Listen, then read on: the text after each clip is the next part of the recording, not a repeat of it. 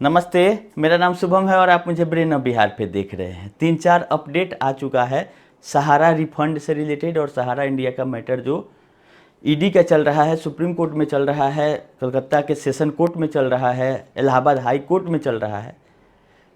सारे अपडेट पे इस वीडियो में हम लोग चर्चा करेंगे। शुरुआत करते हैं कि जो 2 अप्रैल का जो सुनवाई हुआ था उसमें 3-4 डेट दे दिया गया था।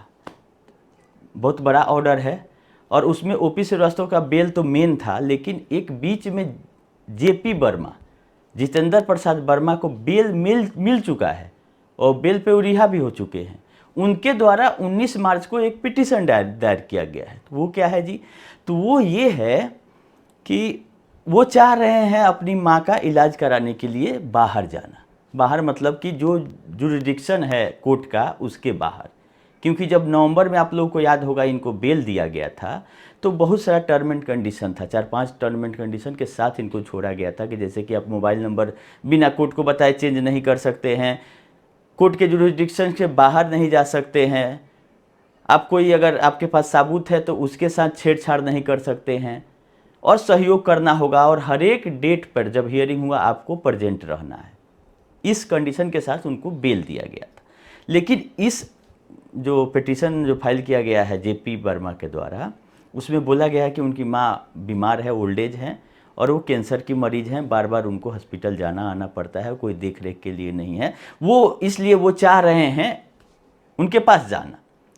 तो कोर्ट ने 2 अप्रैल को ही उनको अलाउ कर दिया था और जो उनका प्रेयर था टोटल नहीं माना, पार्टियली ही माना, मतलब कुछ उसमें संशोधित करते हुए उसको और इनको दे दिया गया था कि आप 7 दिन के लिए अपने माँ से मिलने जा सकते हैं। कोर्ट के ऑर्डर में भी यही लिखा हुआ है कि इस जो धरती के भगवान हैं वो माँ बाप ही हैं सबके, तो उसको मिलने से आपको नहीं रोका जा सकता है। आप जाइए और 7 दिन के बाद फिर 9 तारीख को आप इन्वेस्टिगेटिंग ऑफिसर को आप रिपोर्ट करिएगा और 10 को कोर्ट को इन्फॉर्म करना था। इसी मामले में 10 तारीख को सुनवाई थी और फिर उसी 2 तारीख वाले ऑर्डर में ही दिया गया था 16 और 17। 16 तारीख को एक्यूज पर्सन को प्रोडक्शन का सुनवाई है और 17 तारीख को मेन ओपी श्रीवास्तव के बेल पे फिर से सुनवाई है, जिसका प्रेयर सहारा के तरफ से ओपी श्रीवास्तव की तरफ से किया जा रहा था टालने के लिए बहुत दिन से। जब सुनवाई का बारी आ रहा है बोल दिया जा रहा है कि हमको टाइम दीजिए तब सुनवाई कीजिए। पता नहीं दिक्कत क्या है सुनवाई करने में। क्या इन लोगों को लगता है कि बेल खारिज हो जाएगा इसलिए सुनवाई को आगे बढ़ा दे रहे हैं? अभी तो वो हॉस्पिटलाइज हैं और उनका इलाज चल रहा है, जो भी है कोर्ट में दिया जा रहा है रिपोर्ट सब जांच पड़ताल का कि क्या इनको बीमारी है नहीं है। लेकिन बेल पे सुनवाई 17 तारीख इस डेट को मतलब 2 अप्रैल वाले ऑर्डर में निश्चित कर दी गई है। अब देखिए 17 को क्या होता है। ये रहा केस आपका कोलकाता के सेशन कोर्ट का ऑर्डर। दूसरा आप आ जाइए ईडी से अगर शुरू करिए हैं तो ईडी का ही अगला अपडेट है कि 13 अप्रैल 2026 को माननीय चीफ जस्टिस ऑफ इंडिया के बेंच में ईडी वाले मामले में ही सुनवाई है और लिस्टिंग हो चुकी है उसकी 28 नंबर पर चीफ जस्टिस ऑफ इंडिया साहब के बेंच में।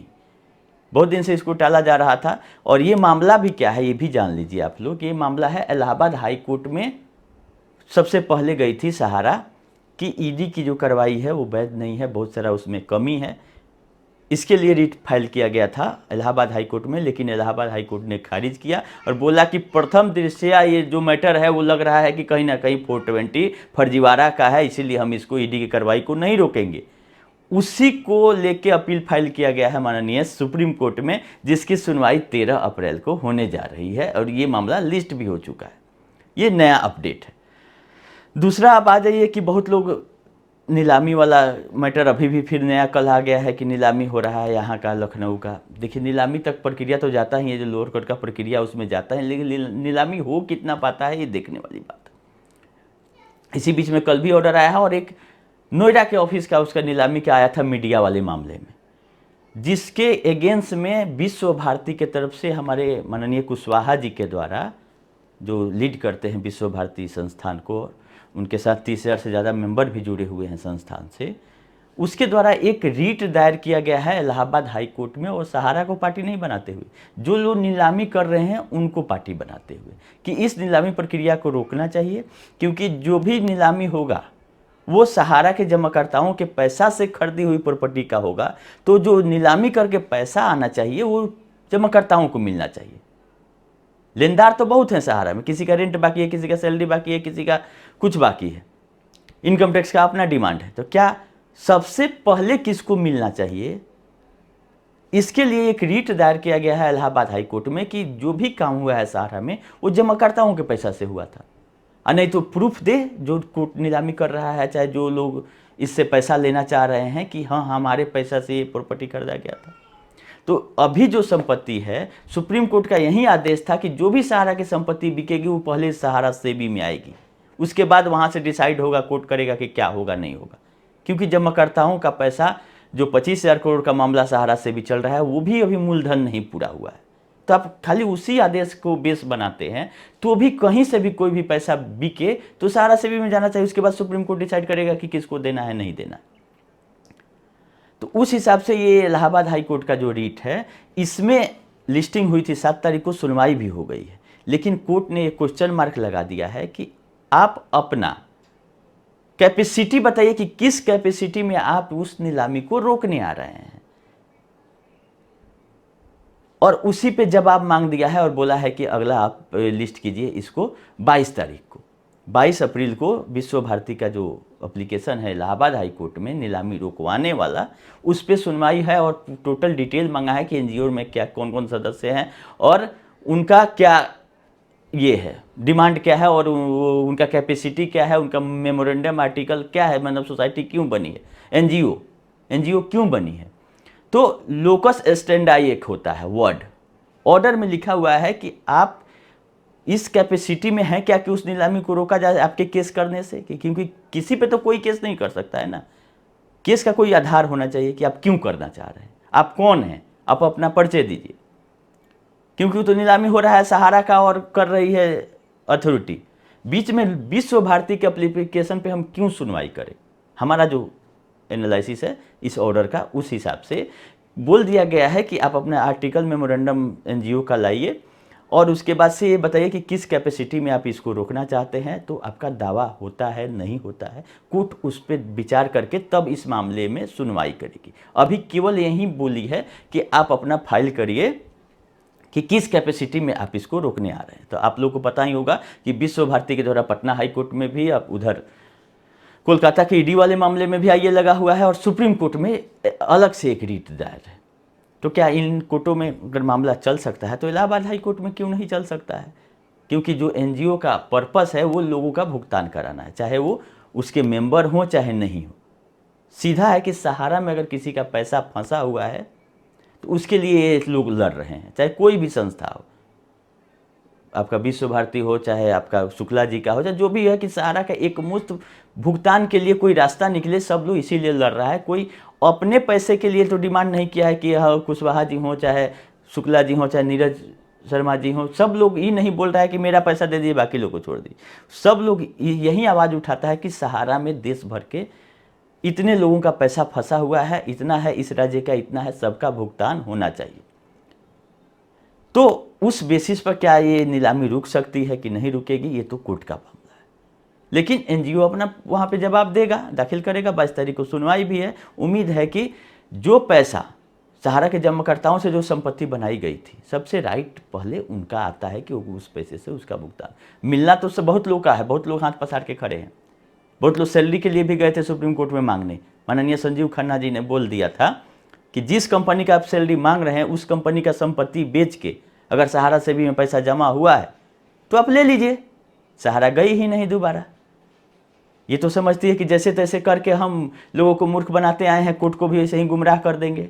लेकिन अगर सही जज से भेंट हो जाता है जिस दिन, उस दिन दूध का दूध पानी का पानी अलग हो जाता है। उसी टाइम बोल दिया गया था कि आप ये चीज़ दीजिए कि किस कंपनी का सैलरी बाकी है, उस कंपनी का संपत्ति बेच के क्या जमा हुआ था इसमें, अगर नहीं तो क्यों सहारा सेबी से पैसा आपको मिलेगा जी।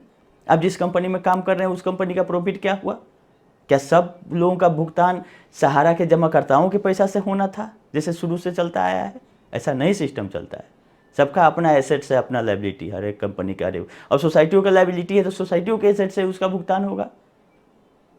इसमें तो नहीं बोला जा रहा है कि आप सहारा से ये हॉस्पिटल बेचे तो हॉस्पिटल का मुझसे का पैसा आया वो सहारा के जमाकर्ताओं को मिल जाए। हॉस्पिटल का अलग लायबिलिटी था, वो बेच के निकल गया। वैसे ही अगर होटल बिकेगा तो उसमें बैंक का लोन है, बैंक को जाएगा पहले। तो जिसका एसेट्स है उसी का लायबिलिटी से वो मैचअप होता है। तो देखिए क्या होता है, क्योंकि ये आपका विश्व भारती वाले सुनवाई में अगले डेट पे। दूसरा एक माननीय जो जस्टिस थे यशवंत वर्मा जी, माननीय संजीव खन्ना ऐसे चीफ जस्टिस थे उस टाइम, जो कि कमेटी बना के जांच पड़ताल करवाए और बोले, इनको ऑप्शन उसी समय दिए, या तो आप रिजाइन कर दीजिए नहीं तो इनको हटाया जाना चाहिए। उस समय ये डिक्लाइन कर दिए कि हम नहीं रिजाइन करेंगे। लास्टली जब चारों तरफ से सब रास्ता बंद है तो इनका रिजिग्नेशन आ गया है इस सप्ताह में।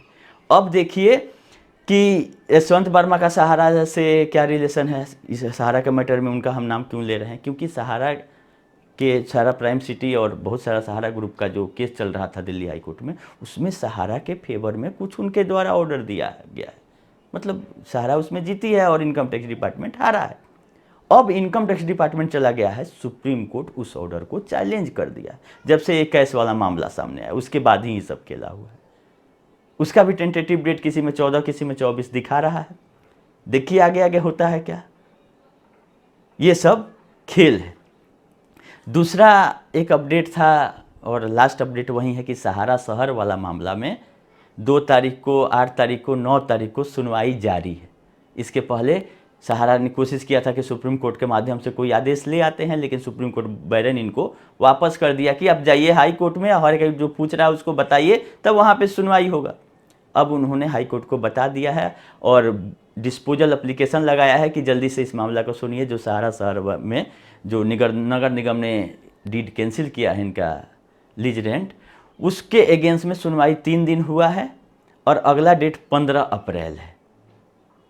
बहुत सीनियर एडवोकेट इनके तरफ से लड़ रहे हैं और देखना है कि 15 अप्रैल को क्या होता है। उसमें 3 दिन सुनवाई होके ऑर्डर आया है। ऐसा नहीं है कि डेट आगे बढ़ रहा है, सुनवाई चल रही है, जो जिसका हम आपको समय समय पर बताते रहते हैं कि कहाँ क्या चल रहा है। तो ये नया अपडेट है कि 2-3 दिन का ऑर्डर आ गया है और फिर 15 तारीख इसमें डेट रखा गया है। और सहारा से भी अभी शांत है, जो एप्लीकेशन फाइल किया गया था वो भी अभी एज इट इज है सहारा के तरफ से, उसमें भी डेट नहीं पड़ा है। पिनक पानी मोहंती में 21 तारीख टेंटेटिव अभी भी बना हुआ है, लेकिन फाइनल लिस्टिंग नहीं आई है।